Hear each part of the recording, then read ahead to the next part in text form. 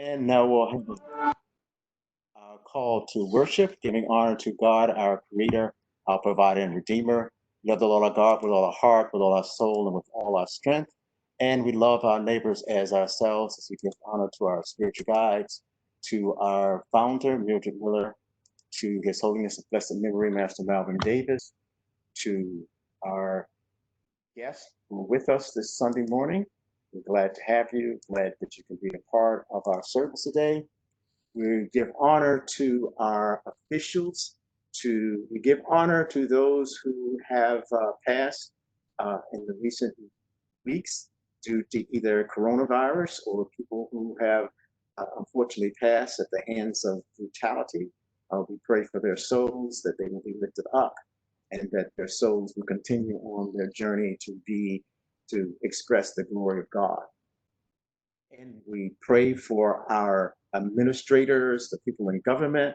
I'm sure they're going through some difficult times now, and we pray for their health, for their wisdom, for their understanding, and for them to see that through togetherness, through unity, the world can become a better place. So give honor to all those things, and we say, peace be with you, Hotep, Shalom. So we'll begin with our scripture, which is the 70th Psalm. We'll read it for us.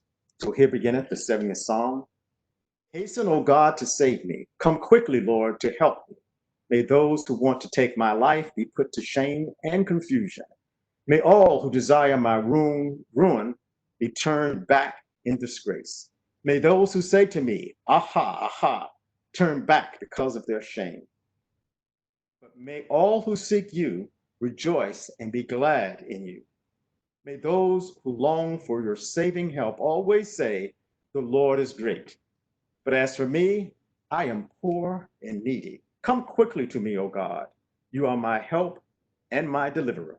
Lord, do not delay. I've read the 70th Psalm in the name of God, the Father, God the Son, and God the Blessed Mother. Amen, amen, amen. And now in our program, we'll do the Lord's Prayer. I'm going to get this right. I want us all to repeat it, but I don't have my participant list. I want to get everyone muted. Make sure you're muted so that we don't interrupt each other as we're repeating the prayer in unison. So I'm going to mute all. And I'll ask you to repeat the Lord's Prayer with me. Our Father, which art in heaven, hallowed be thy name. Thy kingdom come, thy will be done in earth as it is in heaven. Give us this day our daily bread, and forgive us our debts as we forgive our debtors. And lead us not into temptation, but deliver us from evil. For thine is the kingdom, the power, and the glory, forever and ever. Amen, amen, amen. Now our song is going to be a short song. We want to change the settings, so we'll go back.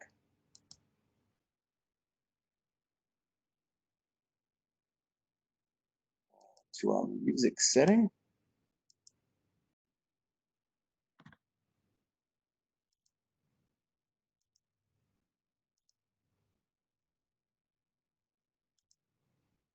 And our song is Blessed Be the Tie That Binds. Just going to do one short verse of it, and let me start the song now.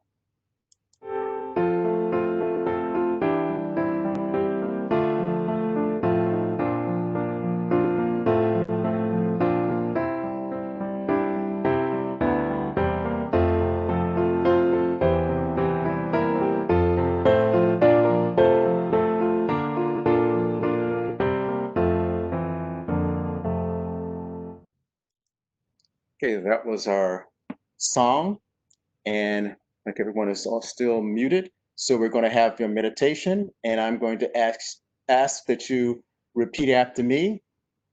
Our meditation. The Lord is one. The Lord is unity. Together we stand in the glory of God. I am strong because my community is strong. My community is strong because I am strong. God bless us all. Amen. Amen. Amen. Now, with that meditation, part of that meditation is actually taken from an African principle called Ubuntu. And Ubuntu, which is part of the words from that passage, teaches them that you are strong because your community is strong, and that your community is strong because you are strong. So it shows that interconnection. It shows how it's working together that we can have beauty and harmony in life and beauty from the community. It is not that the community overpowers you, commands you. It's that the community is there as a part of you, that you are interlinked with your community. So when it says it takes a village to raise a child, they actually believe that the community is one of the foundations of life, of being together. And that when we work and have the community working together and us working together, that we can find the strength, the knowledge, and everything we need from being a part of community. Because both are important. You are important to the community, and so the community should be important to you. Now, we mentioned the Daga knot as our symbol, and that this was the symbol for the first principle of Kwanzaa, unity.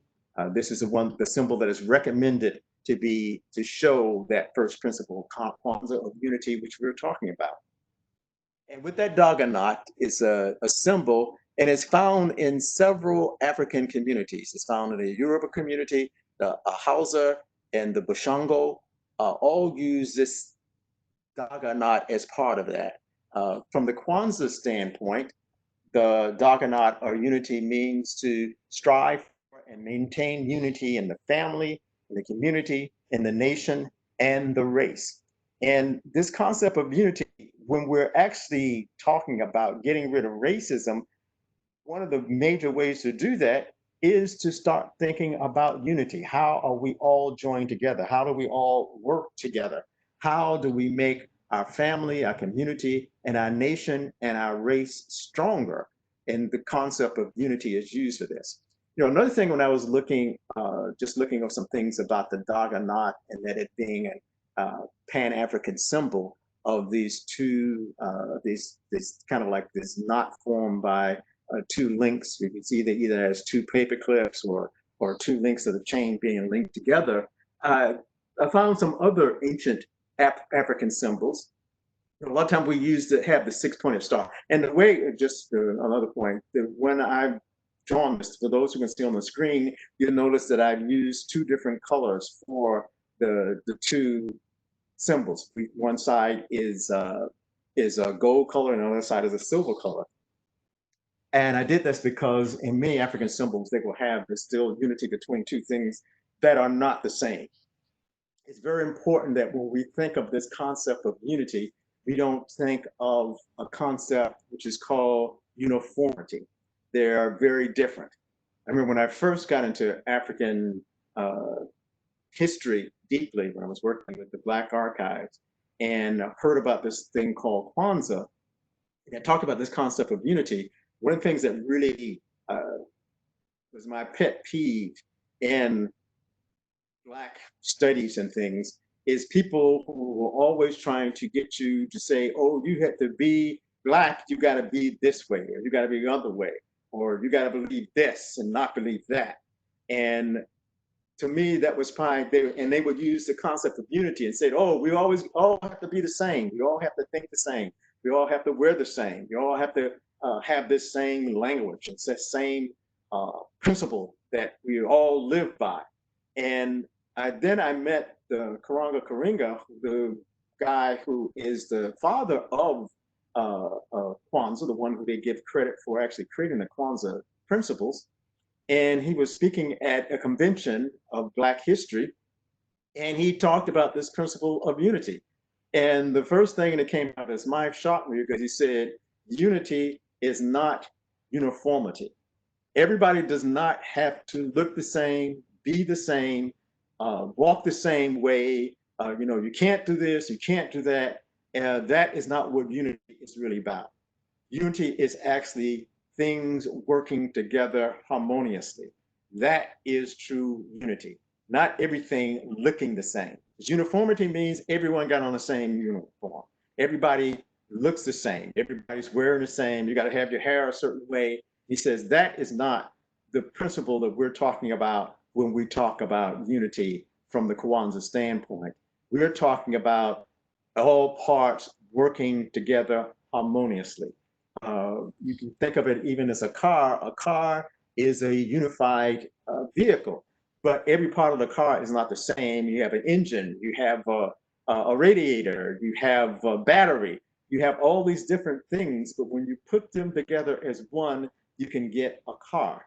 Well, community is the same way. A community is not just made up of everybody wearing the same thing, everybody having to say the same thing, but when you get those parts working together, then you will have unity.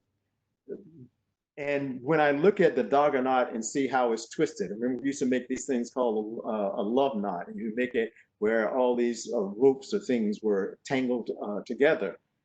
And to me, one thing that teaches, and one reason I like to try to show that concept when I'm putting the knots together, is that it shows that sometimes to be in unity, it takes a little twisting and turning. It takes a little effort to actually be unified with something. You can't say, "Oh, we're in unity," and not know that there are going to be some things. That's why it's like a knot. Something has to hold you together, even though there are things that makes you have to twist. So don't think even when you get married, everybody tells you how it's going to be so good and how wonderful. You got to think there's some twists and turns in marriage. And I know my wife is on here. She probably not want to, maybe not want to hear that. But I know she's know that we've gone through some things. But it's going through those things. They're important because there's so much success that you can get by being together and learning how to work together. It makes you more productive. So the twists, the turns, intertwining that has to happen to get that strength of unity, it is worth it being together. It is worth it having it. And again, both of us don't have to be the same. We could be different. Now, I'm also talking about this symbol and other ancient African symbols. When I was looking at some background on the Daganot, it also showed that another symbol that is an ancient African symbol, which goes back thousands and thousands of years, are triangles, are interlinked triangles. And I mentioned that because usually when we see the interlinked six-pointed star, which is two triangles hooked together, we think about the Jews using the six-pointed star, what they call the Mogen David, as a symbol of being Jewish. And you'll find that this is not an old symbol for being Jewish. I think it goes back around the times of the Nazis and others. That's kind of about the time when the Jews started using the shield of David or the Star of David as their symbol. But when you look at the six-pointed star, it goes back into very, very ancient African concepts. One of the things that that this ancient African concepts of these two triangles were the triangles that represented the solstices. That's the summer solstice and the winter solstice. Now, the summer solstice is about to come up. That's June 21st. So that top triangle, the one that points up, was an ancient African symbol of the summer solstice. And the bottom triangle, the one that points down, was a symbol of the winter solstice. They said in the days when they were using sundials, that at those times of the year, the sundial at 12 o'clock would make a perfect triangle like that. At other times, the sundial would make a different type of symbol because the sun was not always perfectly above the earth. It's usually it's kind of like wiggles from one side to the other.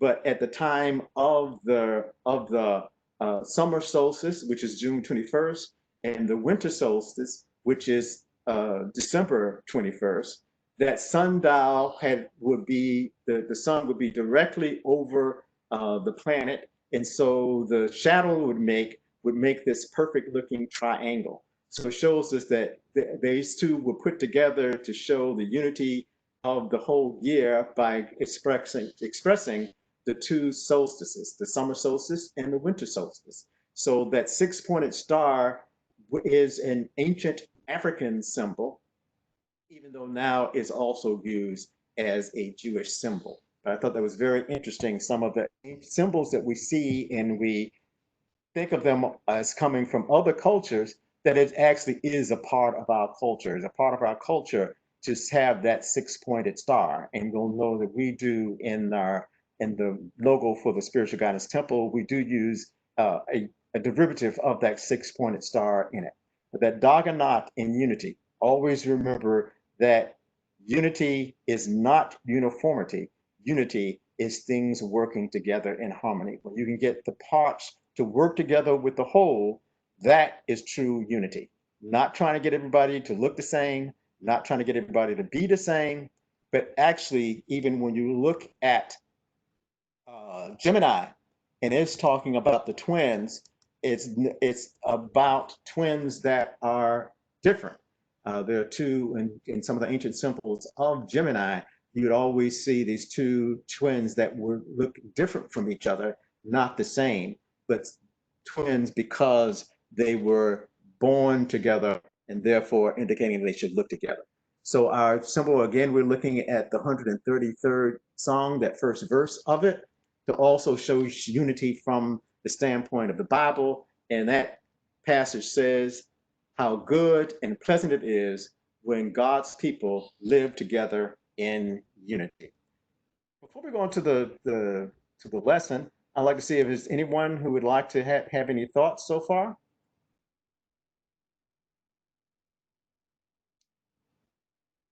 And maybe I'm going to unmute everybody for a second. Does anyone have like any thoughts about unity?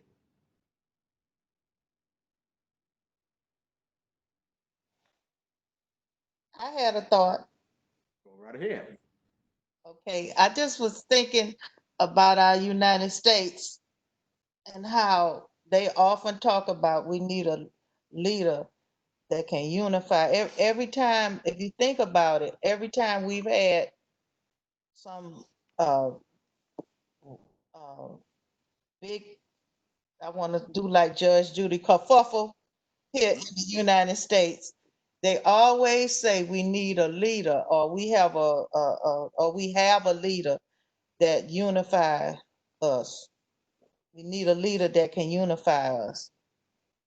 So if you think about it, the whole United States in united, think about it, our whole United States wanted to be a place of unity. Yes, that was one of the founding principles. It was under E Plurimus Unum was the logo, which means out of many, one. The same concept saying, getting many together. For them, they were thinking about that of several states that would come together in unity. But the principle behind the United States was this unity, giving the states rights, but saying that we're going to work together. You had some more to say, Teresa? That was Teresa's. That was it. That was it. It just the United States came to my mind. Yeah, because that's one of the founding principles of why they came together. And when I think about the United States coming together, it always reminds me of the nation, the sovereign nation, the first sovereign nation to actually come to help the people of the United States to form their constitution were the Iroquois Indians. They were the ones who the congressmen went to to try to find out what could they do to help them against the rule of the British. And from the stories or the oral histories that we hear of that encounter, it was the Iroquois Indian who told the colonies that if they wanted to break the yoke away from Great Britain, what they were going to have to do is they were going to have to unify. They would have to come together and work as one. And they based the Constitution, our Constitution is very much like the Constitution of the Iroquois Indian. They got most of the principles of the two the types of houses of the Congress, where you have the Senate and you have the House of Representatives. That is based on the Iroquois Indians' concept of their leadership. You've seen many of the laws that they put together, they got those from the Iroquois Indian. Some of the things that they do differed from what the Iroquois Indians did. One of the major things is that the Iroquois Indians allowed women to be a part of their political structure. And because of the British people, because they were so patriarchal, they did not want to have that as part of it.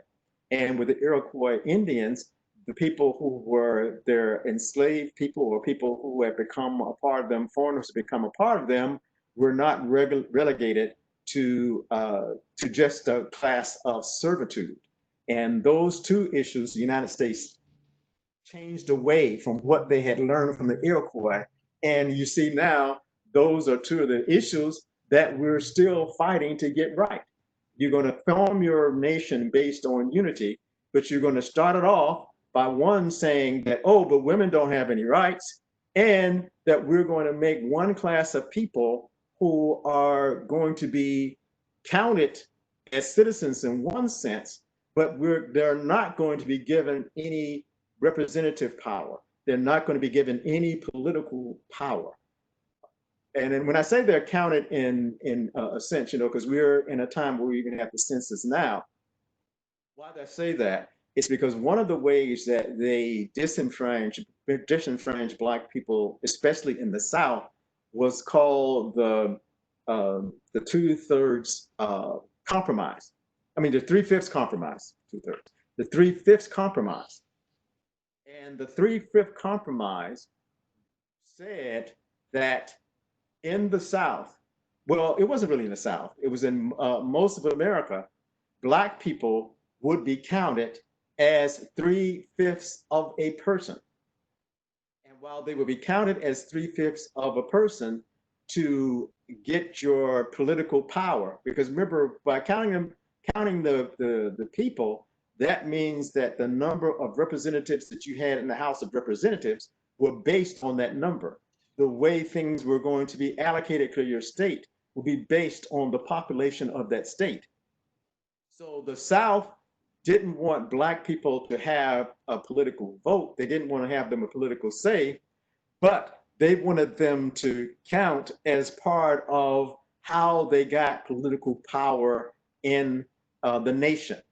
And that's why that 3/5 compromise worked, because the North was saying, well, if you're not going to give them voting power, how can they count as citizens?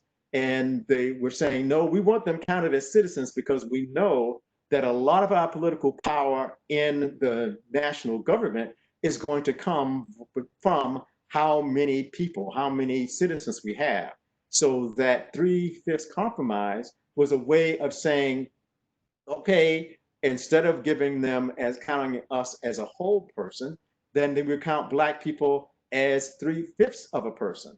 Therefore, the South ended up with, if you just would have counted the white people in the North and the white people in the South, the South would not have had the same political strength that it would have if you would count even the Black people as 3/5 of a person.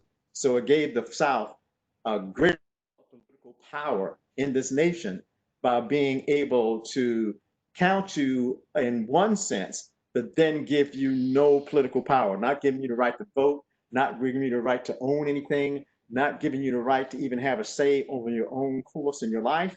But you're still being counted. That's when I look at the census and I see some things happening now.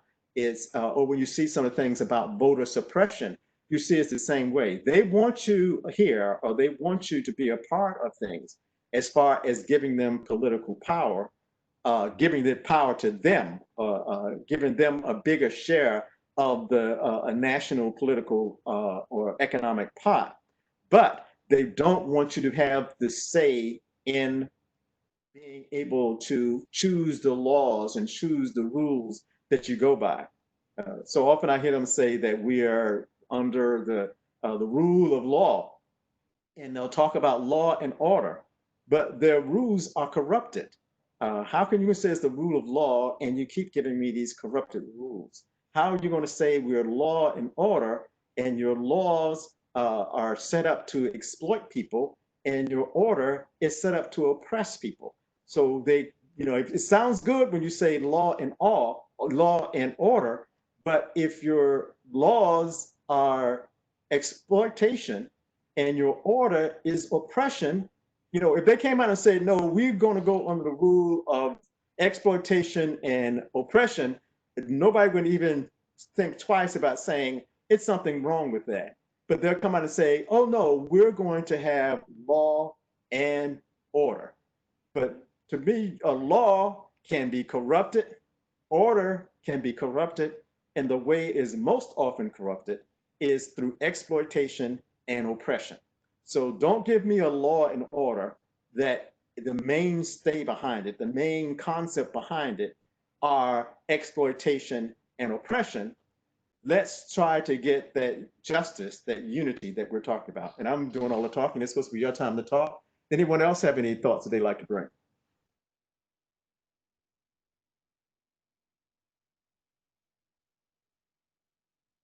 Not good, but it's very, very important that we think of and know, because you said you need to know to kind of change history and try to get change. You need to know the history and know where it comes from.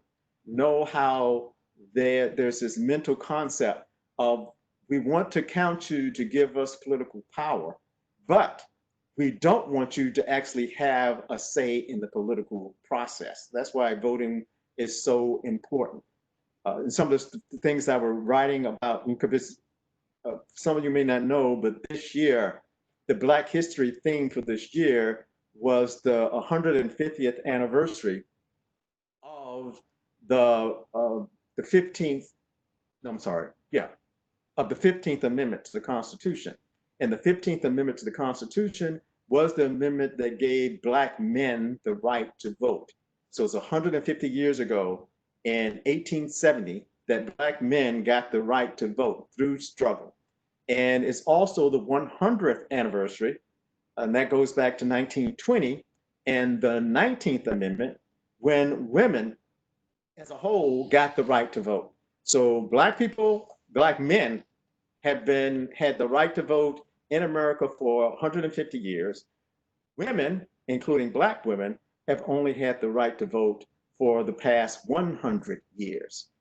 So it's trying to show us why now, think now if we were going to some of these things and we still didn't have it where Black men had the right to vote, and thank God that all women have the right to vote now, we may get to a better system as we start having more and more of the women come up and get their input into the political system. But think of it, 150 years ago, for men and 100 years ago for women, they would have not been counted at all in this discussion. It would have been white men who were voting to make the laws of this nation. And just to mention excuse me, another way that they use to make you lose political power is by putting people in jail. That when you put someone in jail, they lose their right to vote. They do not lose their count in the census. And one of the complaints that were made, and some of the scholars who were writing about these anniversaries, is that when you put a person in jail, and take away that person's voting rights, you actually move their political counting or their political number to their place where they are jailed, not from the community they came in. So you'll a lot of times you'll look and you'll see the jails are in some little small places out in the country somewhere. Just think about it. All the Black people who are in jail in those little small counties or communities somewhere else, that community gets their political power of them being counted as a citizen, which means government money can go into that little town because of the population. And even if that population is in jail, they still get to count those people, even though those people have no rights to vote. They have no say in how the community is run. They have no say in much of even their own lives, but they're giving political status to the people of that community. So that's why now there's a lot of things that we need to rethink of why we're putting people in jails. What are we sending the police to become a part of, and how we can do better. Now, does anyone else have any thoughts before? Because we're just talking about what does it mean to be this togetherness means. Anyone have any thoughts? Yes, yes. Good morning, everybody. Deacon Jackson. Yeah, this is truly a good lesson, Father. And the thing is, that's what government do. Government job, whether we know it or not, government job is to keep you thrown off basis, to keep you where you can't think. If you look at what they saying now, a lot of the police department, a lot of the force they've been using ain't even lawful force. Because we as a people, they went back to that Willie Limp symbols on us, Lynch. Willie Lynch, yeah, put that fear in them. So when they started doing that, they started writing their own laws, and chokeholds and all this type of stuff, and the knee and the neck, and it's just crazy. But see, they get us because so many of us is so taken back in society that we don't learn to lean on the welfare system and everything else. They get us caught up in that, and when they start saying, okay, we know how to throw them off base, let's start cutting their money, start cutting their stamps, and we get so upset when we get that letter in the mail that we don't even take time out to challenge these so-called laws that they say is in effect. It's almost just like with the president with this Juneteenth thing. That day should already been a law. Yeah. It should already been a day like Martin Luther King Day. It should already been on the calendar as a holiday. You know what I'm saying? Because that's a significant day to us Black Americans.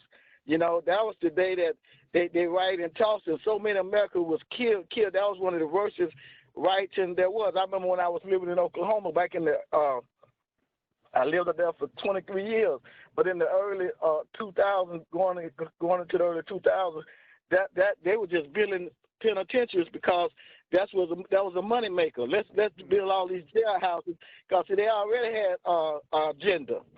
They already had agenda, And what we seeing now, we just seeing now a president that he's so angry and distraught because he's trying to figure out why is all this happening on my watch. Why couldn't this happen on Obama watch? He was like this. Why all this stuff couldn't have came out on his watch? So he don't want it to be known when I was President Trump and I was the president, and that's when change came. That's when they put all these new laws in effect and everything like that. But and it's just sad though. It's sad because the lack of knowledge is what been hurting our race. Because the people would have a lack of vision, the people would perish. Yes. Because we see the thing is, our race, we were so caught up even during slavery time. We were so caught up in religion to really we weren't caught up in having a relationship with God. It was all about a religion, And right now, even in the spirit realm, you can see God is still sitting on the throne. Things are shifting. It's a season coming around. Things are shifting. And even when you see the people coming together, because 1 Corinthians 13:13, if you read it, it talks about faith, it talks about hope, and it talks about charity. And these are the things that you see coming to pass now, the time, the seasons that we in now. You know, and it's like, you know, even though we know about this coronavirus, we know it was man-made, you know, but you will never find out the truth about it because government got such a way of keeping us thrown off balance, keeping our mind on something else. But I'm quite sure it may happen before our time, and it may not. But it'll come out. But he already trying to bring it out that it was man-made. But the thing was, you don't never know who was a partaker in it. You know what I'm saying? Because that's all they talked about for a minute. If we can just think for a minute, that's all they used to talk about. Oh, the world is getting overpopulated. The world is getting overpopulated. There's just too many different types of people here. They come up with something that they have to do. So China, I guess it was China or Japan, they come up with, okay, what we're gonna do, we're gonna get rid of all our older people. That's what they say this COVID virus was meant to do, to take away the elderly people, to destroy the elderly people. But the commandments of God say, "Thou shalt not kill." Yes. You know, thou shalt not take nobody's life in vain. So why would we go against what the Lord has already done to be a commandment? Because man have got beside themselves. And they so caught up in greed and power and envy and hate, and to this thing was going on to, they just thought that they really had black folks to a point where they just thought we was just gonna keep. If you look at it, Father, they thought we were just gonna keep looking at this thing as a norm. Oh, that's the norm. These are things that's happened, you know. But see, but when God do a shifting, when God started awakening your spirit. You know, these things, this is what we have to look at, this things being a season. But I'm just enjoying the lesson and you know, and just thank God that He has given us wisdom. But we know through our wisdom, the Bible speaks that you're gonna go through trials and tribulation. But even though we go through a lot of these things, we have to still understand that God always said two things. Well, He said a few things, but He always said He'll never leave or forsake us, and He'll never put no more on us than we can bear. You know, we just had to found that our strength. We had to lost our sight for a minute, but we bless God that we're getting our sight back now that we can see, and we learn how to endure in the end. And that's the part that they don't like, because if you look at a lot of these political leaders, they just want to continue to keep their feet on your neck, as they say. They just want to continue to keep that power. They don't care what is it. They don't care what is the sacrifice that be made. But they want that power. They don't want to let that power go. And it's sad though. They don't want to let that power go. That they just killing folks like you was talking about this morning. The man lost his life in Georgia for being a drunk. That's crazy. So just think now they start killing drunks all over the world. Yes. You know? Yeah, I remember, and it's funny because I think one of those commentators, I think it's Ali Delchi or whatever his name is, he was talking about in Canada, if they stop a person who's drunk, the police give them a taxi pass. You know, we believe that the person needs to go to jail if they're drunk. They need to go home. They need to, and even in our police places, they used to have a drunk tank, a place where you would take people who are drunk and you just let them sit there until they got sober, and you would let them go. Remember when I was a kid, we used to watch the Andy Griffin show. In the Andy Griffin show, there was a drunk who was always coming, and he would get drunk, and he would come into the police office and just go and get in a cell and go to sleep. Why do we feel that a person that is drunk has to be handcuffed, has to be put on that person's record? We're not doing things right. When I was doing this lesson, one thing that came to me is that the man who's our president now, Trump, is always talking about fake news. But we are not talking about, but why are you giving us these fake laws and this fake order? That's the big fake.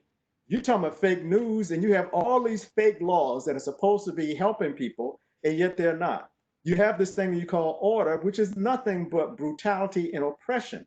So it's a fake order. Order should be a part of harmony. Order should not be, I'm going to put pepper spray on you. I'm going to march some horses through a crowd to force them to move. I'm going to give our police officers, I call them, there's some out there with that round shield. I call them the Captain America shield. And they got a Captain America shield. They got nightsticks to beat on people. They have guns. They have tasers. That is fake order. That is nothing but brutality and oppression. And it is a fake law when you make a rule that tries to exploit other people and or tries to lead them to not to have them to be their best. Because you even mentioned the welfare system. The welfare system is not made to actually help a person. It's made to make sure they stay in the ghetto and they stay suppressed. It's unfortunate. I know sometimes people have to get those type of services, but you see so many of the so-called rules that go with being on welfare is no, but you got to stay down. You don't try to lift yourself up from this. As long as you're on that welfare, you got to stay down. You can't make a certain amount of money. You can't have a woman. You can't have a man in your house. And how's that going to help the person when they need that help? We're talking about togetherness. They need that togetherness to make it. So we need to start thinking about talking about these fake laws and this fake order, because they made it sort of like it's like a catchword. Oh no, we want to be a law order. We want to be the rule of law, but you're not giving us the right type of laws. You're not giving us the right type of order that's going to build our communities and make them stronger. So why should, and as what the people are saying is no justice, no peace, is because they're giving us fake laws, fake order, and then just wanted us to sit back and just stop it in, as you were saying. They just want to keep you to taking it.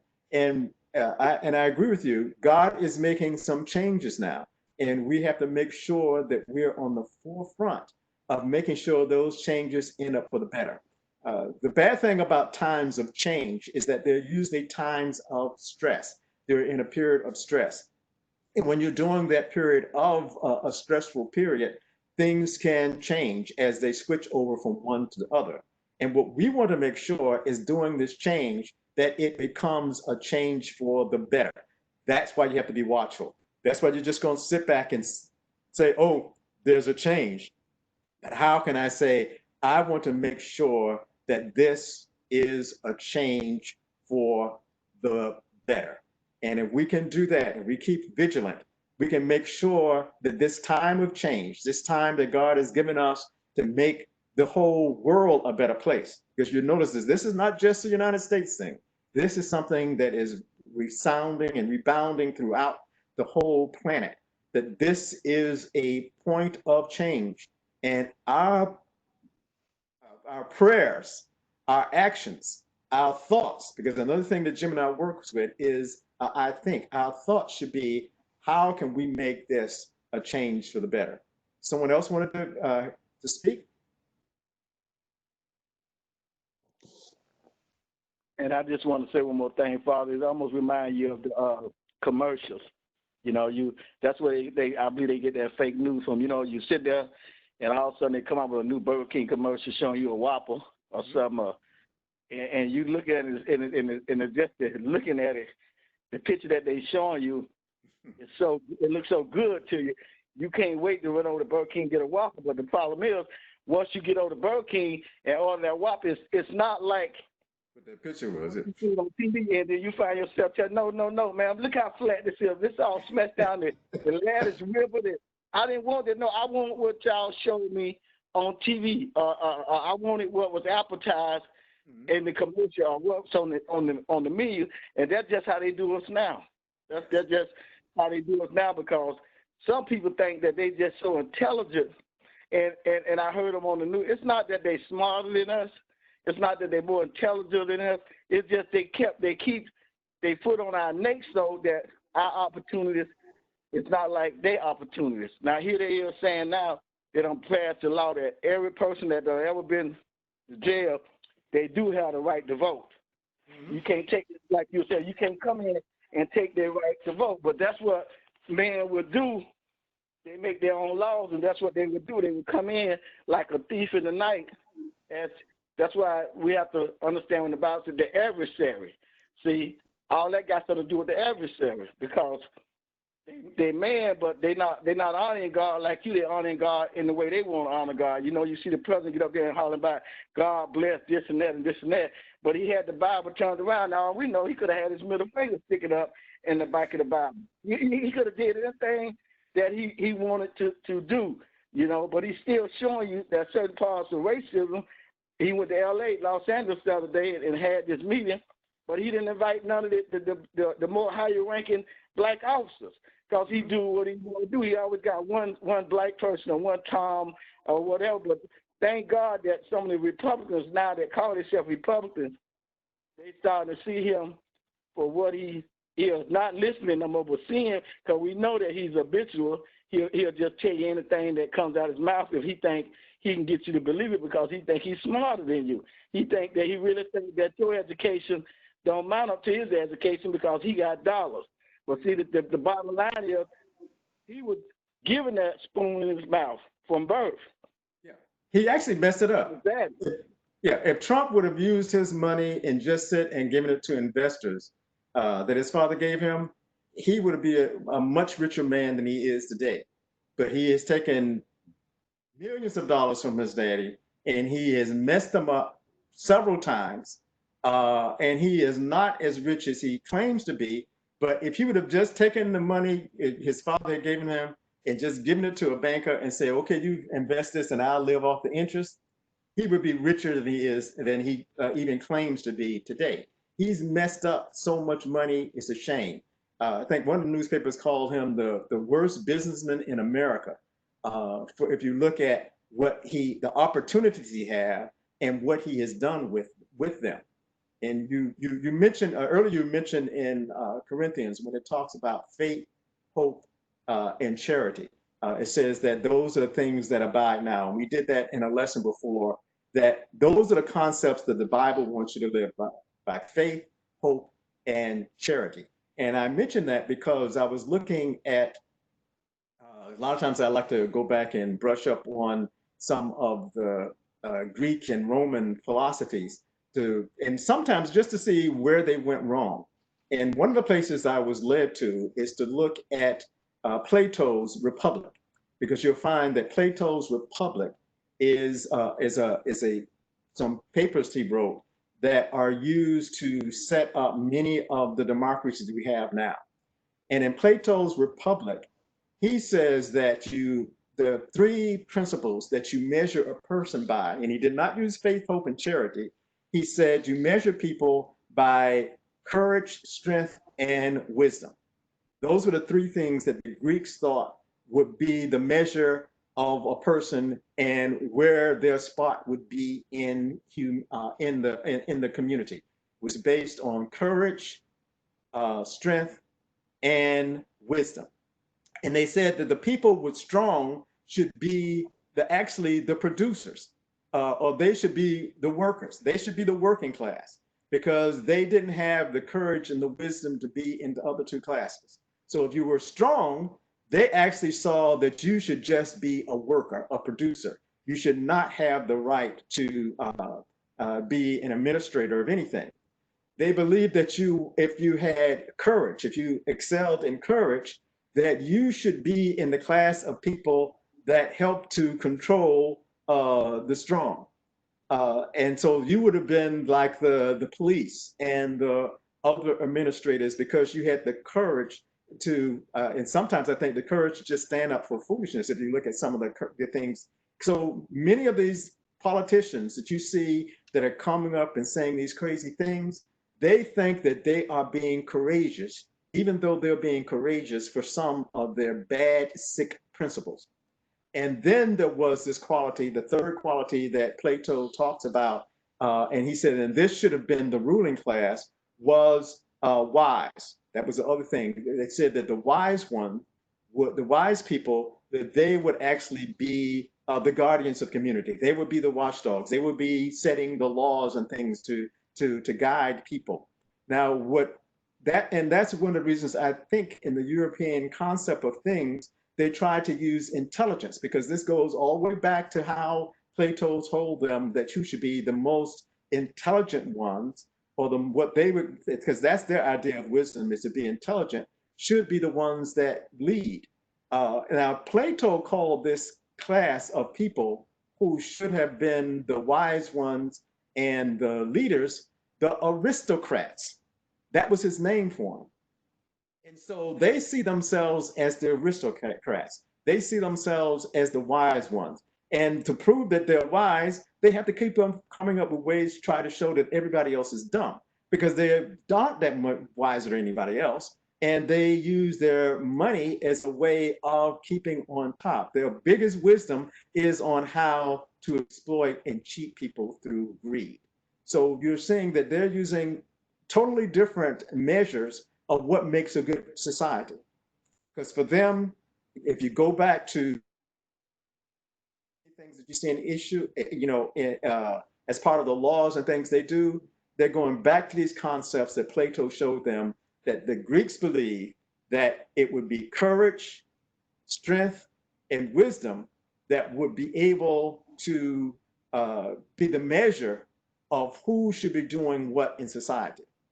And the way they did that is they said that those who were strong, they just wanted them to be workers. And those who were wise, they would be these aristocrats. Because aristocrats, the funny thing about it, that the word aristocrat actually means best people. And if you think of them aristocrats as being the best people, you can also see the underlying principle of why they believe in this supremacy. They believe in them being the best people, and that the best people should get all the things they want and just put handouts to the others. So that, but when you look at the Bible doesn't say that those are the characteristics that you should look at to form a great society or to form a good society. It says that the things that you need to look at are faith, hope, and charity as those. And if we were using those principles as the principles, our guiding principles for society, we would be better off. But they don't use those principles. They don't really use the Bible. If you look behind their real political structure, to me, is still based on those Greek principles of courage, strength, and wisdom. And until I looked at that, I used to always wonder, why do, and I'm gonna say white people or UN people, why do they do these, sometimes I think, crazy things? Why would you have to jump off a building with a bungee cord on you? Why would you have to jump out of an airplane and make you feel like you're alive? They do these things to show that they have courage. And even though it's like a mindless courage, we can show that I am courageous, that I can do all these things. And it's because deep down, the principles that they value are courage, strength, and wisdom. Now, even though they have this fake courage, which just means that you're dumb enough to face a fear that it was unnecessary, because many of them are doing, they're facing an unnecessary fear to make themselves look better. They're doing things that, how is jumping off of a building with a cord tied to your leg going to show that you're actually better and more courageous than somebody else? It just means that you are faking it.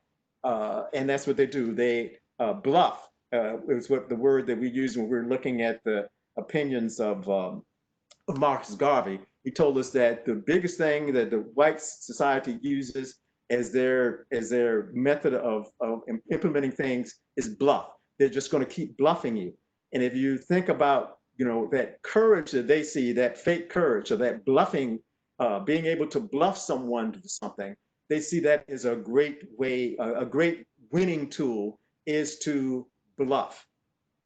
And what we need to do is try to say, well, how do we get our societies to away from these principles that are unnecessary, like doing unnecessary acts of courage and unnecessary acts of, showing that you would stand up and they'll stand up for lies And they'll do it so courageously that when we look at them and say, what are they, what's in their Kool-Aid that they would stand up there and lie so boldly and think that they're somehow helping society with their lies. And it's because, to me, some of the basic principles that they're living by need to be corrected. To me, if they were just living by the principles of the Bible, if they were living by faith, hope, and charity, we would be a better place. And we would have some better laws, and we would have a better order than the law or the fake law and the fake order that they're showing to us. Anyone else have any thoughts?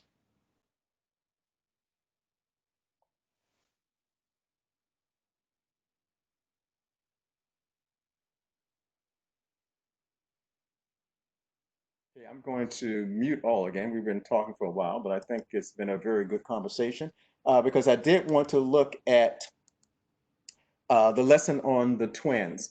And the lesson on the twins is to talk spiritually about what does the word twin mean. We said that this was under the sign of Gemini. And if you heard at the beginning, I was saying that we look at the stars as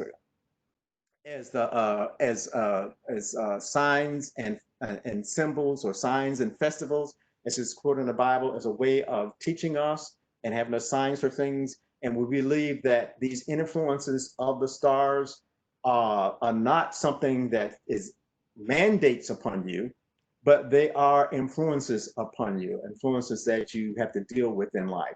I think I explained earlier in the ancient Egyptian concept, when bodies move, they create a sound, and they believe that as the stars were moving through the skies, that they were creating a symphony. And as you went through different parts of that sky, as it was coming to you, you were getting a different symphony. And some of the lessons that they said during this symphony that we're listening to, that is called Gemini, they said the lessons that you'd be learning, that symphony is under the concept of what they call the twins. And then if we look at the word twins in the Hebrew sense, the word, what the Hebrew word for twins is and what it means, you find that it doesn't just mean things that look alike. Earlier we were talking about unity, and we're saying unity is not just about looking alike. Unity was about being able to work together. So spiritually, twins are not necessarily say they look alike, but spiritually twins are faithfully connected in camaraderie and fellowship. So that's what it means. Twins actually means things that are connected. Their lives are connected. Whether they look alike or not is not necessary, but what is connection? Is it a good connection or a bad connection? So you cannot and should not, when you're a twin and you're coupled together, and I'll say it again, you cannot and should not avoid each other. And that is in the concept of the twins. Now, the Hebrew word for twin, which, if I'm saying it right, is shomim, comes from a root that means more than a duplicate. Because remember, a lot of times we think of twins, we're just talking about is a duplicate. But the word tam also means to complete or to couple. So when it looks at a twin from the root word in Hebrew, it means something that you have coupled together, or something that becomes complete when it is joined together. So this indicates that they actually complement or supplement each other, that they complete the process, or they become complete to make a whole. So the concept of twins actually is talking about making things whole, but not necessarily making them look the same. So it's too often, as I said, when we think of twins or when we think of unity, oh, we're saying everybody be the same, like everybody should be of the same race. No, you want to find links between those races, and not saying you need to get rid of the different ethnic groups. I don't like to call them races, because the race is a made up concept to try to make us think that we are not joined together, that we are not a part of the same world, and that God did not want us to work together and be together, make this a beautiful place. The whole concept behind us being here I think, is so that we would learn how to work together and work together in harmony, as it says in the 133rd Psalm, when it talks about how good and pleasant it is when brethren can work together in harmony. So that is how we should be really looking, and not seeing the different ethnic groups, which we call races, as somehow being contrary to each other, as somehow being that the solution to the problem is to get rid of one and only be left with the other. I still believe if you got rid of all the white people on the planet, and I'm not suggesting you do that, you would still have problems with the black people and other people that would be left. There would still be problems. So how can we start living our lives so that saying that we are solving problems and that we're not doing it with unnecessary and ineffective means? Now with the jails, they think that, oh, we'll get rid of crime in America by what? We'll lock up a whole bunch of black people and we will get rid of crime in America. Are you crazy? You don't think there are crimes being committed by other races? And you don't think some of the crimes they're committing are actually worse? And so you go and you collect up all of these, especially black men, for these petty crimes and say that, oh, we got law and order. We're fighting against crime. But then when someone comes and they give you a scam from a bank that cheats a lot of people, well, that's not a crime. Like when Trump created that university where he cheated a whole bunch of people out of money to tell him he was going to give them a business degree. Oh, well, that's not a bad crime. We'll just make him pay a fine.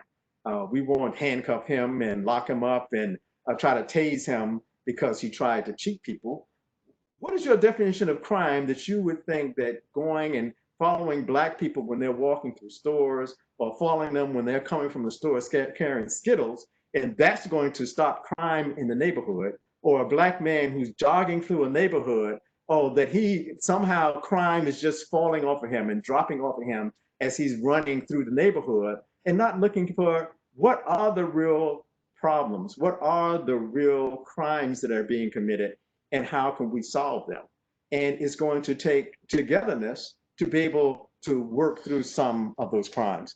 And before we go on to, I do have another part of this lesson where we talk about some twins in the Bible of Jacob and Esau, but I want to open up the mics again and give others a chance to, what do you think about this concept of the twins as being supplements to each other? Hey, Daddy, this is Andra. I think you brought up a good point about the crime and stuff like that. And that, everybody always thinks that if you take away black people and all the crime is going to go down. But I was actually thinking about this concept yesterday because my husband, he likes to watch the crime shows, like shows that come on A&E and all these other channels. And I was just thinking about, I've seen more episodes of white people on Snapped, women killing their husband because of the money, or people going through serial killer type situations and everything like that, to where it kind of made me think about, they always scream about black on black crime and all this other type of stuff, but white people kill other white people for less. Insurance policy money. Oh, my husband was cheating on me. I'm gonna kill not just my husband, I'm gonna kill a whole bunch of other people. You know what I mean? So I just think that, like you said, they could get rid of all the black people if they wanted to. They still gonna have crime. They still do a lot of things that is not necessarily called to the table. And like you said, most of the times you see a lot of these different companies, they are taking money, like Imran's situation. All of those people lost their jobs. The high level officials and people who were over the company, they walked away with millions and those things like that. And you think about all these people in the Ponzi schemes and just all kind of different things that people are actually really taking money and stealing. Those are considered crimes, but it's slap on the wrist crime. They'll get probation or something like that if they're, white collar crime. So I just think that, at the end of the day, we both generations or both races or whoever, we need each other. They need us to contribute certain things and we need them to contribute certain things. So I just think that everybody needs to really figure out a way to be in each other's presence and be in each other's space without it being so much animosity, you know? And I just think that, you know, sometimes I think, you know, it does go to the fact of us reaching over to the table and kind of talking to them and helping them understand us. But I just feel like even when you try to do those things, some people are coming into it with not an open mind or a misconception of what they think Black people are, so they don't want to even hear it, and they don't want to even consider that we have more than a story than being on welfare or just being on this and that. And even if they are on welfare, there may be a reason why. It's not just to scam the system. You know what I mean? So I just think they have this preconceived notion as to why we do the things that we do. And reality of the situation is most of the time, if people are selling drugs or doing all these different things or whatever the case may be, at the end of the day, the reason why people are doing those things is to feed their family, to feed, you know, to be able to make a way for somebody if they can't get a job, you know? So it's like if you give people more opportunity and you open up a little bit more doors to them and you teach them some of the things that you know to help you make money, then you won't have this many situations. I was actually listening to a Kevin Hart podcast yesterday where they were kind of talking about that. They were saying that, you know, a lot of people try to say, oh, well, Black people aren't doing this because of this, and you know they're not doing this because of that. And reality of the situation is some of the stuff that we are not doing from an investment perspective is we don't have anybody who really knows that type of stuff in our community. Yes. Mhm. So if they're It not reminds me. telling us, if they're not telling us, or they're not sharing the information on how they're making wealth, then the expectation that they feel like we should be doing the same thing that they're doing when they, you know, totally I'll give have it a up. different opportunity. I mean, they have a different mindset on thinking about money. It's kind of astronomical. You know, it's stupid to think that, but at the end of the day, they just look at it from their perspective as, oh, well, I'm making money over here and I'm doing this and I'm investing, so that's what they should be doing. But you know, most of the people in the Black community don't necessarily have the full capacity to get into investments and different things like that. Or if we are, if we do have a little money, we may not necessarily know about all the different investments and things that and how to navigate to those things, because that's something that's not really taught in our community. So, you know, I just think that white people need to and Black people need to be a little bit more open to crossing the lines and talking to people that are across the way and not doing it with so much animosity, because I feel like what ends up happening to our community is the way when we're ready to talk, at this point we're mad, so our talking is not going to be a conversation. It's going to be built with some aggression and some anger based on some of the stuff that and things that have happened to us. So you know, it's just we Yes. gotta kind of talk when we're not mad. So it becomes a conversation, huh? Right, right, Cussing you out. right. I agree with you so wholeheartedly that we have to start thinking of ways that we can show them the depth of the problem. Because I think a lot of times when we tell them the problem, we try to tell them that this is just a Black problem, that this is a problem that is just on Black people. And to me, the problem is much deeper than that. When you're exploiting someone, you're exploiting the whole system. You're holding the whole system back. When you have a whole group of people that you are trying to get them to just live off of welfare and to this self-fulfilling prophecy of not giving them any opportunities and then saying that they're poor is ridiculous, and it actually holds back all of America. That we are not actually all being given the full opportunities to progress. You know, when you were talking about that, it reminded me of when Romney was running for president, and they were talking about Blacks getting investments to start business. And he said the silliest thing I ever heard of. He said, well, all they need to do is go to their parents and borrow the money. And you know that means they have no clue that most Black people cannot just go to their parents and get money to invest in a business. If you held their parents down, and now you're going to blame the kids because they can't go to their parents. Most Black people don't know all of even the investment opportunities that are there and how to work those investments. in different ways. I know Teresa and I have been learning some things about investments and how others use investments. One of the things we learned out, and I thought I knew a lot about investments, and I didn't know that white people will often use the line of credit. In other words, they will get the equity out of their houses and get what they call a line of credit. And with that line of credit loan they got, which sometimes can be like $100,000 of the credit in your house, and they will take that $100,000 and actually invest it. Because when you get a line of credit for the first 10 years of that line of credit, you can continuously take money out of that line of credit. And so for 10 years, you can have money just invested in something. Now, in the old days, nowadays is a different, but at one time in America, in 7 years, if you invested money, in 7 years, that investment would double. It's much less now, but in 7 years, you can take any amount of money and just put it in an investment. And in 7 years, that money would double. Now, think of this opportunity.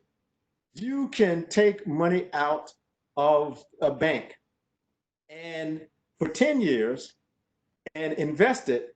And in 7 years, that money is going to double. So theoretically, you could take that money, invest it, and before you even get to the 10 years, you would have doubled that money. So you could have paid that money back and you would be free and clear with an equal amount of money. And they still kind of use that. It doesn't double during that time period, but it does grow during that time period. And you can use it to pay back the loan and still have money left over. And another way to do that, because when you take the money out, and this is the other thing that I thought was kind of like ingenious, that you've taken all the money back out. So you have to start making payments, right? But you can always take money out during that 10-year period. So during that 10-year period, what many of the white people were doing is they were having their whole paycheck dropped into that loan every month. But even though they were dropping the whole paycheck into that account every month, they were using that money because you can write checks on it. When you have a line of credit, you can continuously write checks. So you would drop your whole paycheck in the account, and that would show that you had made a payment. You would write checks to actually write out that whole paycheck, to take the whole paycheck out to pay your bills. So here you're saying that you gave me like $100,000 that I can invest and it will grow. I can, for 10 years, put my paycheck in there and still pay my bills through that paycheck. And you will count that as a valid payment. Because I put the payment check in, you count that as a payment, as a valid payment. But because when I paid it, I now have that amount of equity given back to me, I can use that to pay all my bills. So I don't have to wait. I can wait till the end of the period. And at the end of the period, I'm going to have a big lump sum of money left. Now, I don't know many Black people who've ever even heard of that process. And yet, it's been there. And banks a lot of times don't give it to us because we're saying, oh, our credit rating is too bad. So what Zandra was saying about we don't understand credit, we don't understand these processes, we don't understand some of the available things, and they have had some of, people of the white race have had some of these things available to them for years and not sharing it, and then blame us, who they, like I said, got their knee on your neck and blaming us because we're not doing as well, that we're having to live off of welfare, when welfare was a part of the design that you put there. Because when I think about welfare, I think about President Johnson's war on poverty. Most of the welfare came during that 1965 period, most of the programs. And his war on poverty, Martin Luther King did not agree with his welfare system, because Martin Luther King knew that he was out there marching for better jobs, for better pay, for better working conditions. Martin Luther King was not marching for welfare.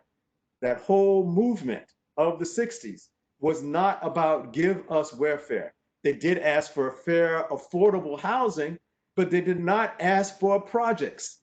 They did not ask for, what do they call that thing? Section 8. That was not a part of it. Section 8 and other programs of welfare were actually what the white people, the handouts that they decided they would give, when Black people were actually not asking for handouts. They were asking for real investments in our future. Invest in us by paying us a decent salary. Invest in us by giving us better work conditions. Invest in us by giving us better education. Those were the things that the civil rights movement was marching for. But instead of that, they say, oh no, let's give them handouts. And we're saying now that those handouts are not really working. Yeah, Daddy, I definitely agree with your points. Another thing that kind of came up too is, like you mentioned, people not being able to, or people not giving people opportunities.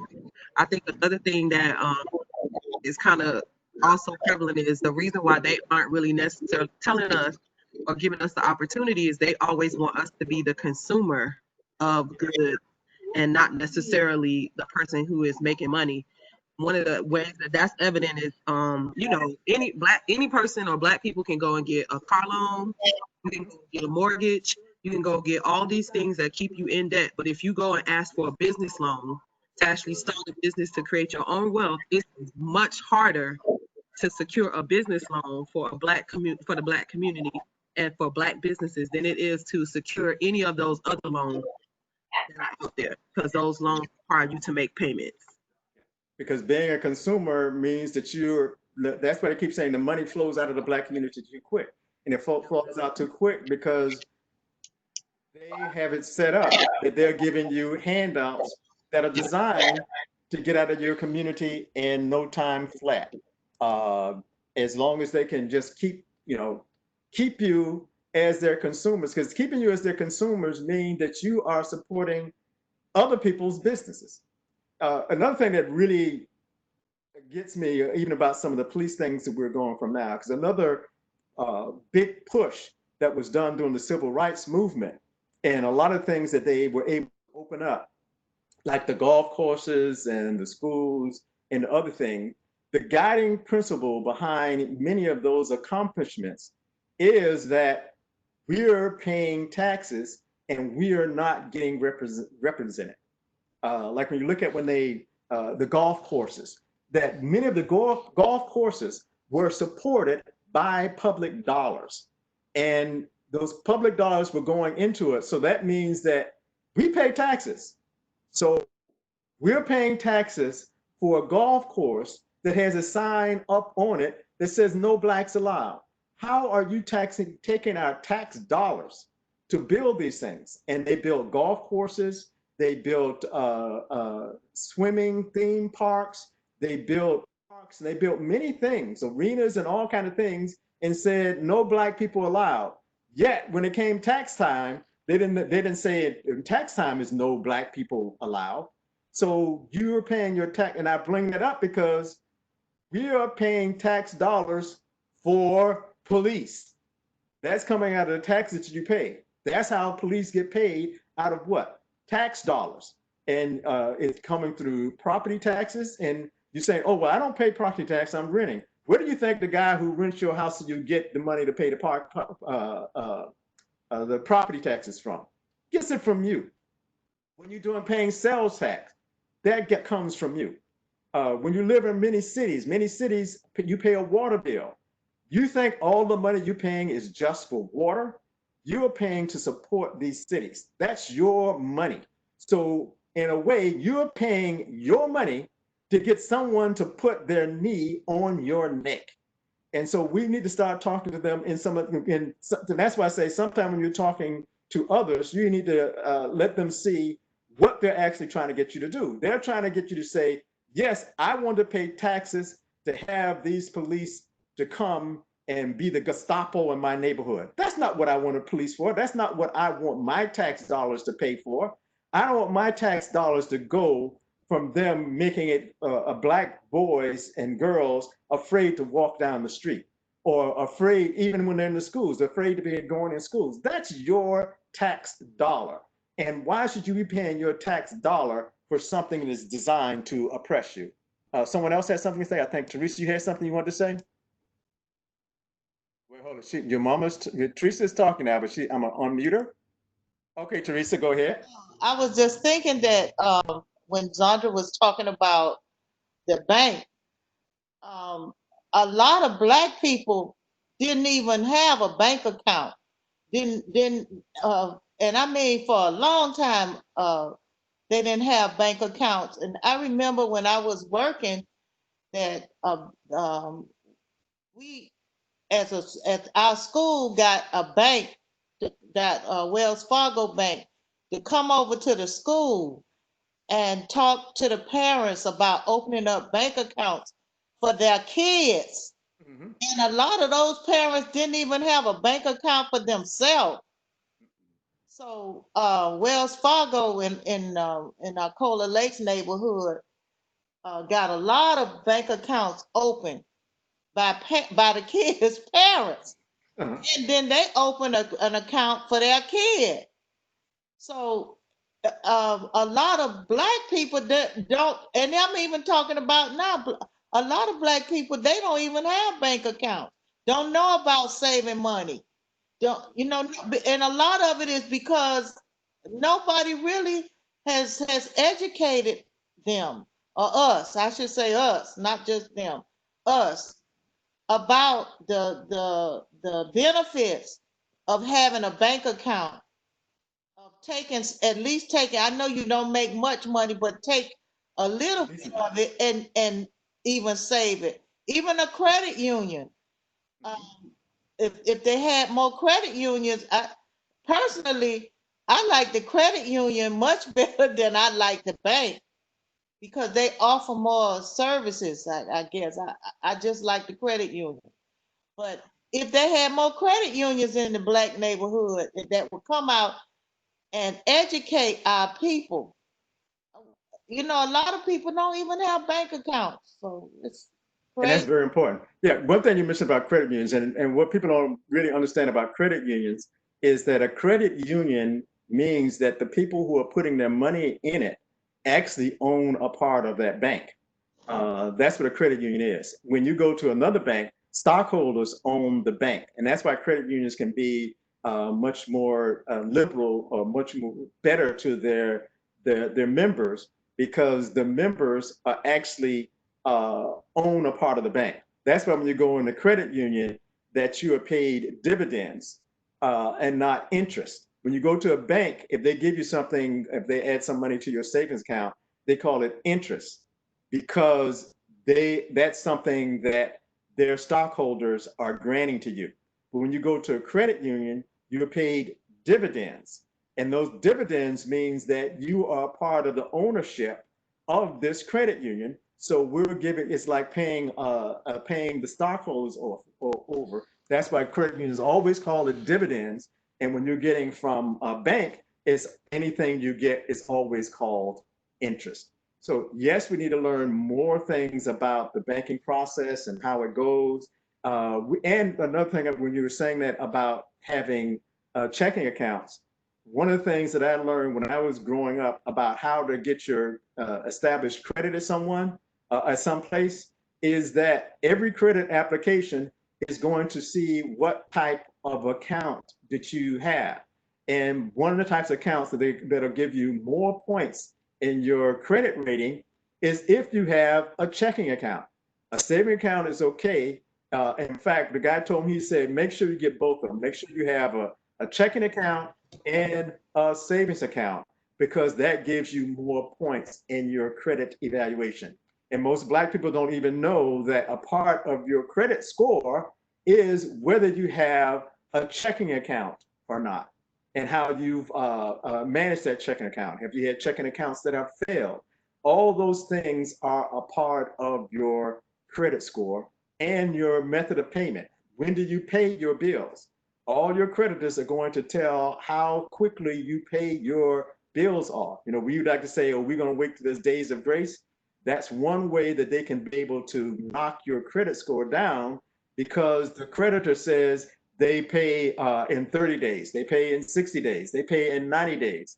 All of those things go to actually help to impact your credit score negatively if you're not paying ahead of time.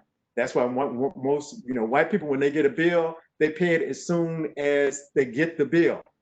That gives you a better credit score than we're going to wait to say, when is it due? And then we're going to say when it's due, and then give us the 5 or 15 days of grace, and we want to pay it in that period. Well, when you've done that, you have just ruined your credit score, because you're going to be down as that you pay late. And we don't look at these things when we're trying to get ourselves set up, and they're set up in such a way that the habits that we have as a people actually work against us in being able to get good credit scores. And a good credit score even impacts how much insurance you pay on your car.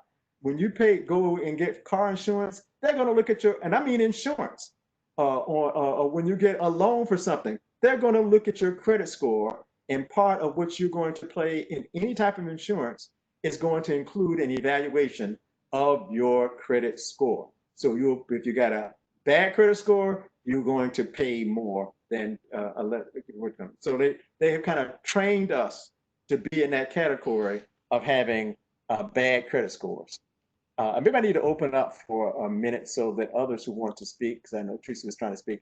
I'm going to unmute for a while, but I know there's some people that I have to go back and mute them because they'd rather be muted. So I'm going to unmute all. Okay, does anyone else have any thoughts you want to bring?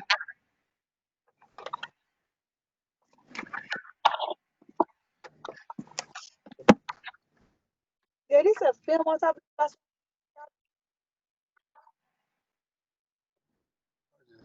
Someone else want to speak? It might still say you might.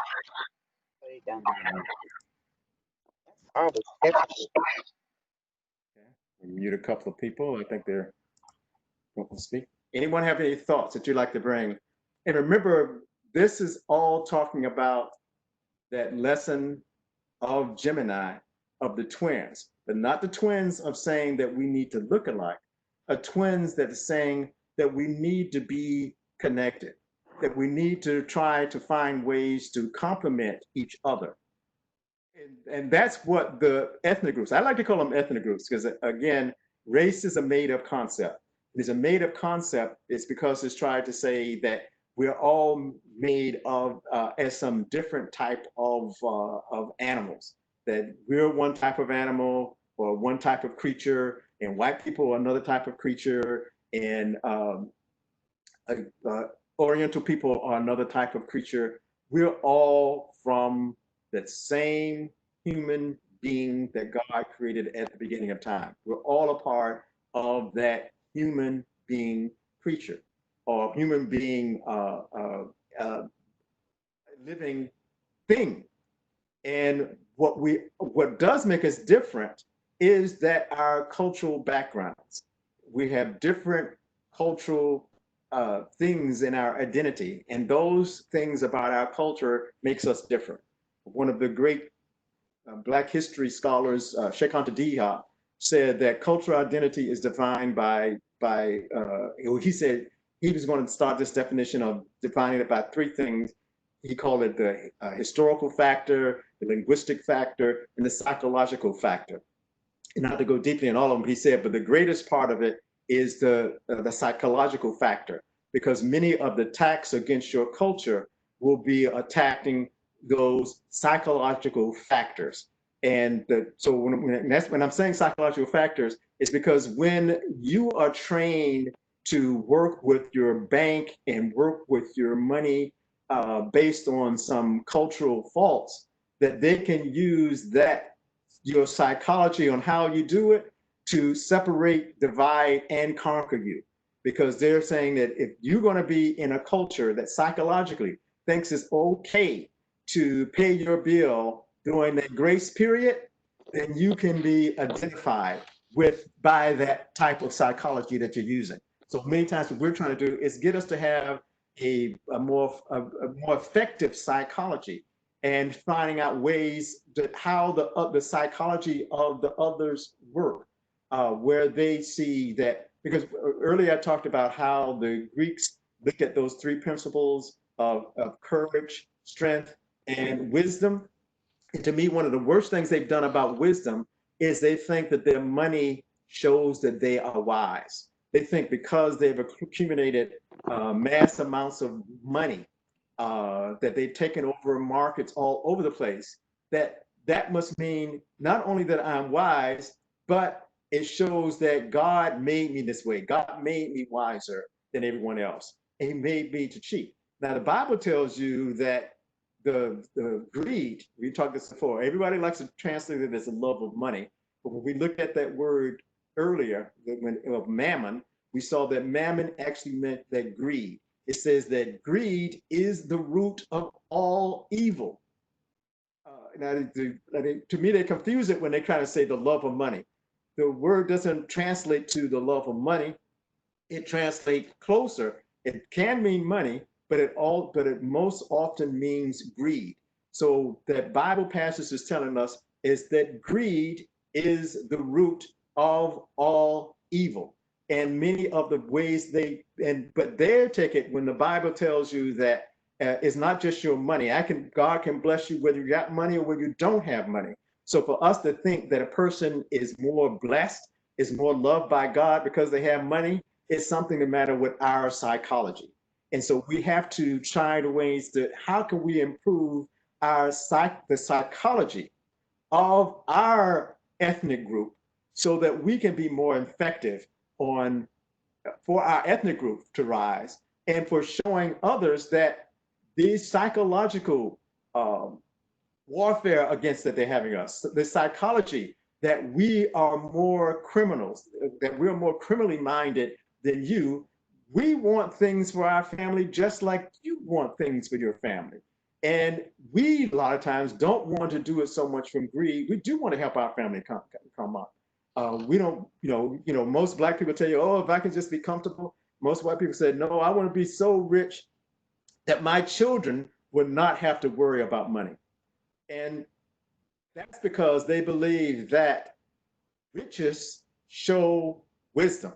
And riches, if you go by the Bible, being rich does not show you are wise. You could be a crook and become rich.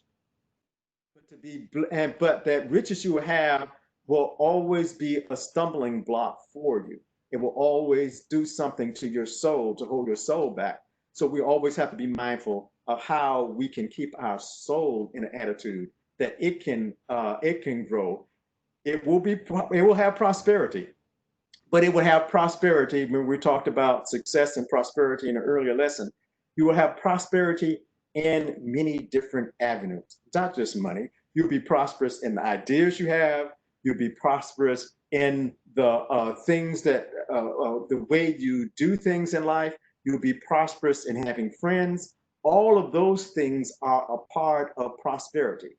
Prosperity does not have a price tag. We say, oh, if I have a certain amount of money, then I am prosperous. And many times that we do that. We put this price tag. We feel that we're prosperous. If I win the lotto, then I'll be prosperous. And then you find people that win the lotto. Do they actually live a life of prosperity? No, they live a life of misery until in 3 to 5 years they spent up all the money. So we want to be prosperous in ways that whatever we get, it keeps growing and growing and growing. The ideas, the money, the friendships, all these things can grow if we learn the proper attitude towards prosperity. Would someone else like to speak?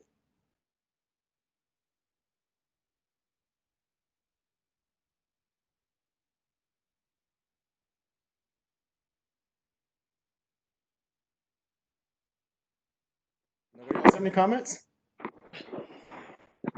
You got everybody unmuted? There's just a couple of people that are muted. But I know Zandra usually likes to stay muted. See, Glenda just unmuted herself. Glenda, you'd like to have something to say? Oh, yes. I really, really enjoyed all of the discussions today, especially about being togetherness as not only a country, but as a community. Um, a lot of times we do focus on what's happening culturally, what's happening in the community, what's happening with the world, and it alerts us to what we should be really focusing on, and that's what we talked about today is togetherness with all of this, the discussion. So I learned quite a bit about the twins and just it's just not the physical twins, it's the twins like good and evil, the twins the have and have nots, you know, and there is a difference, but as a whole it should be a oneness in all. Now, when we talk about the twins, the one thing that I don't like to put in the twins is good and evil. To me, that's you can have something. A twin is something more that completes the other, and evil does not complete good. Uh, Evil is something that distracts from the thing being complete. Uh, so when you say something is evil, it means that it's either too little or too much. That's when something is evil. When a thing is whole, it has all its components. So when we talk about the twins, what it's talking about is it has all the components it needs to make it whole. But and it's unfortunate, but we as a society keeps thinking that good and evil somehow are in some type of balance in life, and that's a mistake in logic. It is not good. Good and evil are not connected. Good happens as far as and that's what the twins try to teach us. When you have all the parts, and it just does it at twins, but when you have all the parts to make a thing whole, then it becomes a blessing. We do not need evil to make us whole. Evil are the things that we have to work against, letting them get into the system.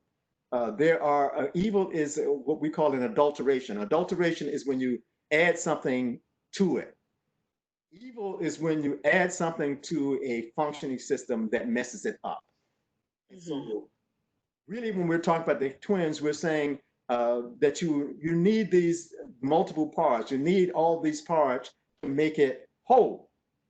If something comes in that disrupts that wholeness of those things, that is an evil. So evil is a totally outside thing. But too often in the way our culture teaches us that, oh no, good and evil are this balance that have to be there. No, they don't. Good is when you have all the parts there and it is complete. Evil is when you introduce something to it that tries to break that unity up. So evil is something that goes against that unit working together completely. Even I think in an earlier lesson we talked about the tree of the knowledge of good and evil. Again, I said the better translation of that tree is the tree of the knowledge of pleasure and pain. That tree was telling us that you can gain knowledge sometimes through pleasurable activities and sometimes through painful activities. So, but we like to think and say, oh no, it's good and evil. No, some things that are knowledgeable and that will help you get to a better place are painful, just like exercise. You say no pain, no gain. But that doesn't say no evil, no gain. It's not the pain that you're enduring doing exercise is not evil. It's actually beneficial. It's actually making your body stronger. So while I do say that it needs to be complete, I do have to go against that philosophy that somehow evil is the counterpart to good. When something is whole and pure, evil is when it has become diluted or polluted. That's evil. Anyone else have any thoughts on that? I don't think you let Glenda finish. Okay, I'm sorry, Glenda, please finish. No, but what I'm saying, with some evil things that comes in your space in your life, sometimes you know that it's negative, Mhm. uh, and sometimes you have to fight against it to make it whole in your own personal life, because Always, yes. Mhm. because you know the difference. You know how it could be that evil or the negativity could be diluted and try to bring you down, try to make things worse than what it is. But then, because of your belief and because of where you are in life in your spiritual realm, you Mhm. can over God would allow you to overpower that, Yes. and it has to distance itself because you know the difference. You know, and that's where I was coming from with the good and the evil, and good and No, I evil. understand. I understand. But and I just said that because the mainstream philosophy almost tries to teach us of this, to me, sort of like unmanageable concept of evil uh, that has to be there. Um, we even sometimes talking about it as that we'll say a person is a devil advocate. Well, anything you bring up, they will bring up the counterpoint or the counterpart of it to in thinking that somehow that's going to make you better. But what we try to say, what I believe is that you're always looking for the complementary thing. What complements that? What is the other part of it that makes it a whole? Because if you don't have both the parts, and that's kind of what I believe that the twins talk about. Even when you talk about a battery, we call the battery poles the positive and the negative. But if you just have a positive pole, you don't have a battery. We call it negative, but it's actually the complementary element you need to make that flow work. Um, Yes. and that's what we always say. What is that complementary things that keep that thing flowing, that keeps the power in as part of it? And to me, evil is when you put something that short circuits that battery. That's more of a concept of something that is evil, that it is short circuited, and now the flow of power is not going to that cause that you wanted to go in. And I just think we need to start thinking about this twin. There's usually at least two parts to a thing, twin teachers, that you got to get those two parts working together and working in the right measure, the right dosage to make it work. Now, evil can be when you have, because in the Egyptian concept of evil, evil can be when you have too little or too much of any one of the components. Because sometimes you can have too much of something. Like you can take something, you can take a medicine, but you have to take it in the right dosage. If you take too much of that medicine, then that medicine becomes an evil. So I'm just trying to say that we need, Harm. say it again.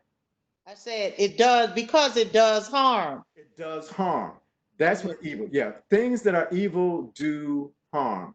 And we're trying to do all we can to avoid harm.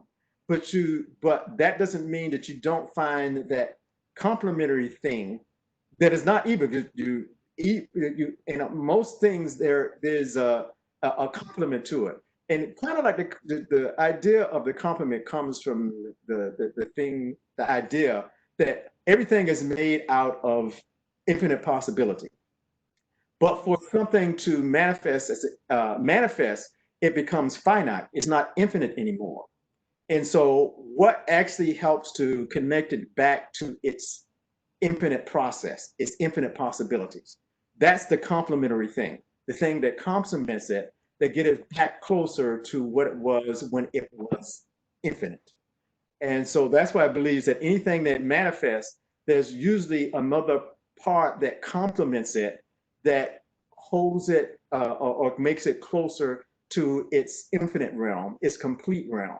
Because for it to be complete, it actually needs to have a connection to infinite possibility. Evil is something that will block that thing from being complete. Yes. And it's just and it's sad that we're not normally taught that that is what evil is. The mainstream tries to teach us that, oh no, that these good and evil are these complementary things. Evil is not a complement. Evil does not make life whole. Evil is something that you need to reject, get it to stand tall and get it out of your life because it's actually messing up completeness. But again, it's a philosophy that we actually almost have to be awakened to because mainstream philosophy keeps teaching us this dichotomy of things where one of them is good and one of them is bad. But that whole dichotomy type thinking of as two sides to everything ends up making it feels that, oh, if the men and women are supposed to be together, one of them has to be good and one of them has to be evil. That's where that concept comes from. It's not that they need each other to become whole, but no, they need each other. They need to be together, but one of them's going to be the good one and one of them's going to be the bad one. And what I'm saying is, I don't think like that. And I don't think spirituality thinks like that. That when you need the man and woman together to make a complete whole. One of them is not good, one of them is not evil. When they come together, they become complete, and that is what makes it good. And that's what I'm saying. The lesson of the twins teaches us that the two things that need to be joined together to complete the functions that you need them for. But I wanted to make a comment. Yes, go ahead. But ladies, we don't need a man all the time to make us whole. Amen. Sometimes, but and women do this better because Throw that in women. there, Ma. You just had to throw that in there. We still complete. You But women often, but there are many ways to form groups. Male and female is one of them, and you'll find that women do a better job many times of coming together in groups to doing things than men do. And because they know sometimes they need that other partner, and just sometimes that other partner is as a girlfriend or some other woman. But most of us, to complete ourselves, we need that thing that completes us. And no, it is not always a sexual mate, because usually when we're talking about a man together, we're just talking about sexual mates. But we do often need that partner or that twin that actually helps us to see the side of life that we often miss. So yes, it does not always have to be a male and a man and a woman, and you don't need the man to complete you. But almost all of us need some type of partnership, and it might be the organization that you're a part of. It could be your family. All of those are things that are designed to complete the process. You know, in the Bible and in Corinthians, a lot of times when we're talking about um, groups that work together, it talks about the husband and wife, but it also talks about the parents and their children. It talks about the worker and the employee. All of these are connections that can be made that make us more powerful.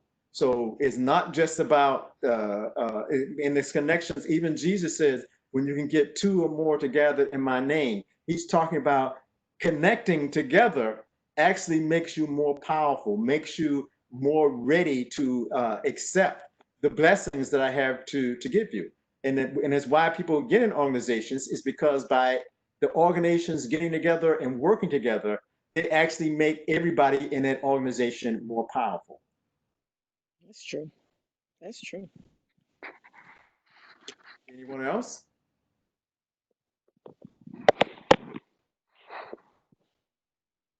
And I'm going a bit over on our time. I like to try to keep us in the 2 hours. So does sure anyone else have any comments? We know that this week on the 19th will be June 19th.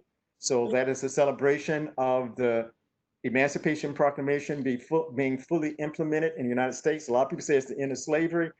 Not technically correct, but it is celebrated as a big milestone in the ending of slavery, with the emancipation being completely implemented in the Confederate States.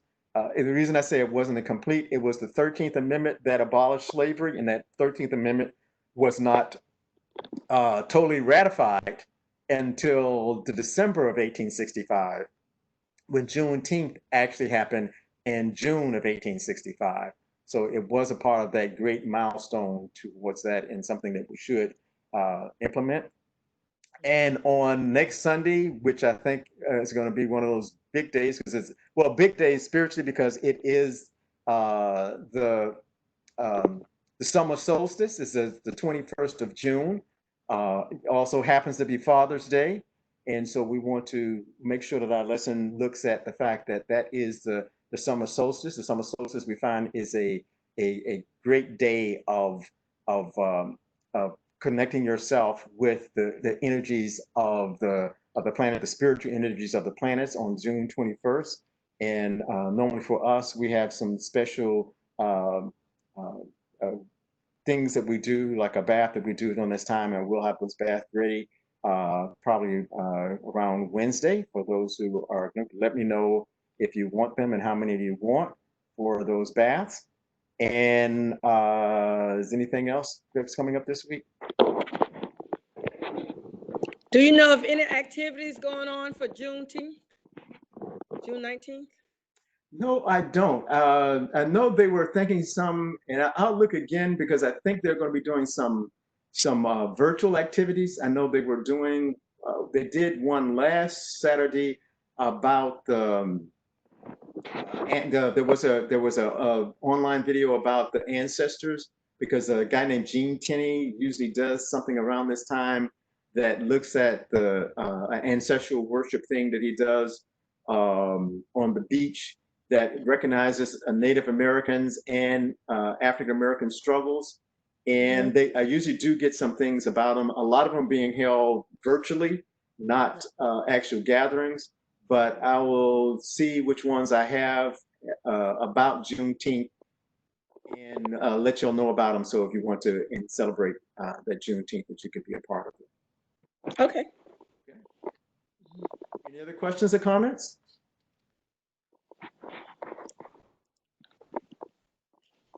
Sure. So thank you again for being with you. I really appreciate you being here. As I said, we're here every Sunday. We start our lesson probably about 10:20. We are online at least by 10 o'clock. We're here, and a lot of times we just converse and share things with each other. We have recordings, like I'm saying, that this session was recorded, and so we will have that up on our website at spiritualguidancetemple.org. But please join us again next Sunday and be a part of us. And if you go and you look at it at one of the videos, please let us know if you like them. You can hit the like button, and because there are YouTubes that come off as YouTube. So if you see one of the past services, you can like them, and that gives you more appeal on YouTube. So it kind of lets other people know about things that people like. So thank you for coming. I'm going to stay on the line for a while, but we usually do our dismissal and we stop our recording. So I would like to have a dismissal and say, may the love of God illuminate your way. May the will of God direct you each day. May the truth of God all errors depart, and may the peace of God dwell in your heart. Amen. Amen. Amen.